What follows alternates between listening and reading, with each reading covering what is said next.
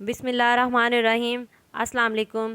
آج میں آپ کو حضرت محمد صلی اللہ علیہ وآلہ وسلم کی ایک دعا سناتی ہوں جو کہ آپ صلی اللہ علیہ وآلہ وسلم نے طائف کے موقع پر مانگی، جب لوگوں نے آپ صلی اللہ علیہ وآلہ وسلم کو بہت زیادہ تنگ کیا، پتھر مارے، جس سے آپ کے جوتے مبارک خون سے بھر گئے، تو آپ صلی اللہ علیہ وآلہ وسلم نے اللہ تعالیٰ سے یہ دعا مانگی: اے اللہ، تجھی سے شکایت کرتا ہوں میں اپنی کمزوری اور بے کسی کی اور لوگوں میں ذلت اور رسوائی کی۔ اے ارحم الراحمین، تو ہی ضعفاء کا رب ہے اور تو ہی میرا پروردگار ہے۔ تو مجھے کس کے حوالے کرتا ہے؟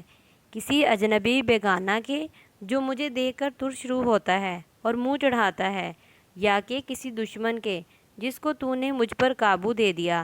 اے اللہ، اگر تو مجھ سے ناراض نہیں ہے تو مجھے کسی کی بھی پرواہ نہیں، تیری حفاظت مجھے کافی ہے۔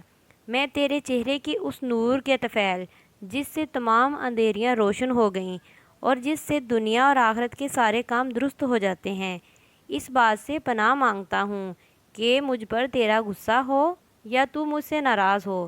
تیری ناراضگی کا اس وقت تک دور کرنا ضروری ہے جب تک تو راضی نہ ہو۔